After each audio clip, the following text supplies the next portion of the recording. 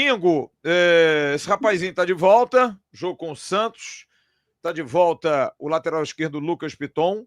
A tendência é que na ausência do Verratti, David seja o escolhido, que vai jogar no lugar do Verratti, formando a dupla com Ryan, e há uma grande possibilidade de ser relacionado o volante Barros, estar nesse jogo também entre os relacionáveis, e não vai mudar muita coisa. Dependendo da situação do João Vitor, que a priori fica, o Vasco deve ter o mesmo time de ontem com a entrada do Lucas Piton. Léo Jardim, Paulo Henrique, João Vitor, Lucas Freitas e Piton, Hugo Moura, Tietê, Coutinho, Ryan, David e Nuno Moreira. É o mais provável Vasco. Talvez possa mudar alguma coisa, negociar aí mais um jogador de meio de campo, colocando na frente Ryan e Nuno Moreira apenas. Acho difícil, porque ele não confia em outros atacantes a não ser o David. Ah, mas pode botar o Lloyd? Não. O Alex Teixeira, não. Aí o Diniz iria ficar maluco. Então, como ele não confia nos caras, ele não vai botar. Então, a tendência é que o Barros seja um jogador escolhido como uma novidade. Porque, em termos de reforços, eu vou trazer algumas informações aqui. Primeiro, falar desses dois rapazes. O Andrés Gomes e o Carlos Cuesta. Andrés Gomes já tem um acordo com o Vasco. O Admar Lopes já me confirmou, verbal. Hoje o problema é troca de documentos, porque tem que fechar uma negociação. E pobre, quando negocia, é um problema sério. Né? Tem que dar garantia, tem que, dizer que vai pagar, né? Mostrar extrato bancário. Para ser aprovada a ficha, tem que passar um monte de coisa. E o Vasco está nisso. Além dessa questão, é claro que é uma brincadeira, tem a questão da responsabilidade interna. Você está sob intervenção de justiça. Né? O Vasco está na cara aí de uma recuperação judicial. Mas a situação do Andrés Gomes resolve-se e, claro, tem que se resolver o quanto antes. Ele já está na Colômbia, inclusive, não está mais na França. E quanto ao Carlos Cuesta, a divulgação do nome deu uma atrapalhada no negócio. Porque com o jogador, tudo ok. O jogador, inclusive, queria voltar para cá porque ele tem uma fundação na Colômbia que cuida de crianças carentes. É um jogador de 26 anos, zagueiro da seleção colombiana, titular da seleção colombiana. Porém, existem outros interesses. E é claro, o Galatasaray, que é o clube dele, quer ganhar dinheiro. Então, se alguém chegar lá e bancar uma grana, e a informação hoje é que o Spartak de Moscou resolveu entrar mais forte no negócio. E aí, amigo, se o Spartak de Moscou entrar, adiós Cuesta, não vai rolar. Perdeu. Então, o Carlos Cuesta hoje tem uma situação com o Vasco ok, em termos salariais, de acerto. Com o clube a coisa estava andando, o Galatasaray, né, estava ali para andar, mas hoje eu tive um contato com um empresário que conheço e que trabalha no futebol turco, que me disse que tem chance do Vasco, tem boas chances, porque ir para a Rússia talvez seja uma escolha do Carlos Cuesta ficar ainda mais afastado da seleção, porque vai para a Rússia, um mercado que não tem grande divulgação, né? A Rússia é meio fechadona. Então, de repente, ele ir para a América do Sul de volta, jogar no mercado como o mercado brasileiro, atiça a convocação para a seleção que vai jogar uma Copa do Mundo aqui, né? Nesse lado, né? No lado das Américas aqui. Então, ele já vai estar mais próximo do treinador da seleção colombiana. Então, isso pode pesar. Porém, tem o clube. Porque se o Spartak disser, olha, eu vou pagar 10, o Galatasaray vai, olha, bonitão, você quer voltar para a América do Sul, manda os caras te comprarem, senão eu vou ter que te vender, senão tu vai ficar aqui. Porque é isso, farinha pouca é meu pirão primeiro. Então a situação do Carlos Cuesta é uma situação hoje ainda não resolvida.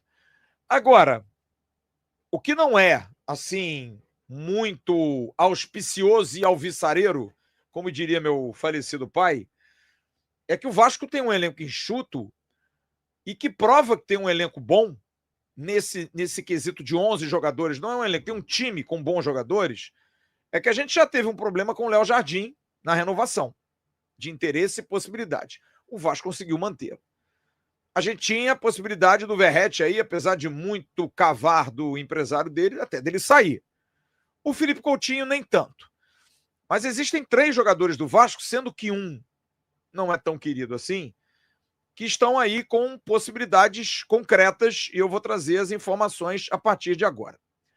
A situação do João Vitor é a seguinte: Notícia dada agora pelo canal Atenção Vascaínos. Ontem a gente trouxe a informação, a gente até se equivocou no nosso X.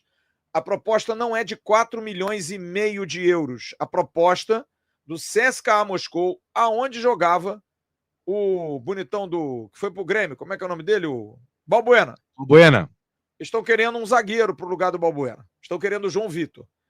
Fizeram um contato com os empresários para levar uma proposta via empresários do João Vitor, que o Vasco contrapropôs 5 milhões de euros.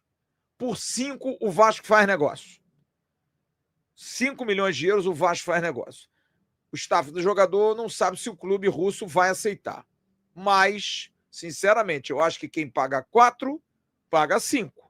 Ainda mais porque 1 milhão de euros a mais para esses caras é R$100 quando a gente paga ali uma meia dúzia de laranja na feira. Dinheiro para esses caras não tem problema. Então, hoje a situação do João Vitor é essa. Tem uma proposta russa e o Vasco contrapropôs. 4 de um lado, 5 do outro.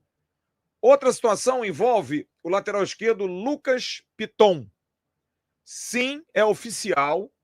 Há uma sondagem, e eu confirmei hoje com os companheiros da Gazeta dello Sport, meu querido Felipe Contiello, que é um companheiro de longa data, desde a assessoria do Juninho, grande cara, grande figura. O Piton foi comprado pelo Vasco, é bom lembrar, 60%, 3 milhões de euros em 2022.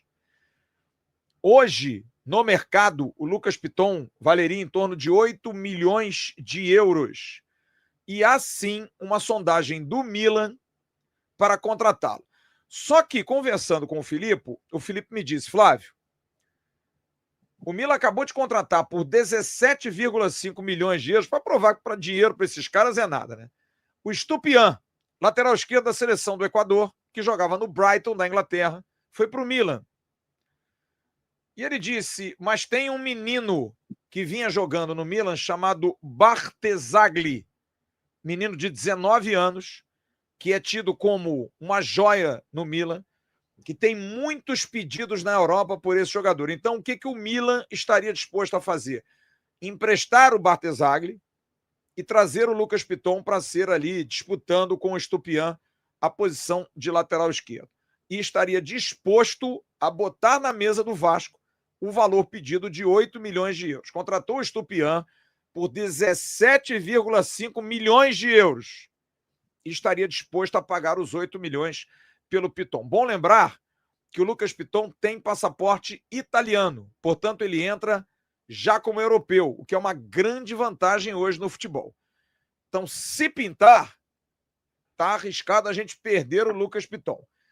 E uma outra informação que eu recebi agora à noite. O Vasco não quer vender o Ryan, de maneira nenhuma. Porém, amigo, os gringos do Al Hilal estão dispostos a pagar boa parte da multa por um sub-23 como o Ryan.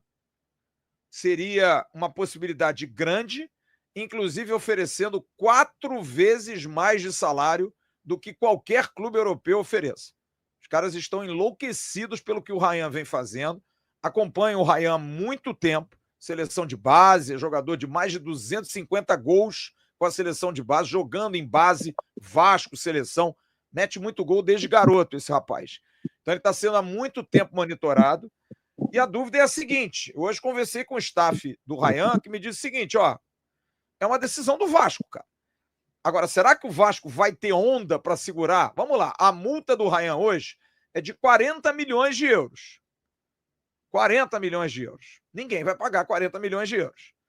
Se chegar com 20 milhões de euros, você vende, Jean Faísca? Venderia o Ryan?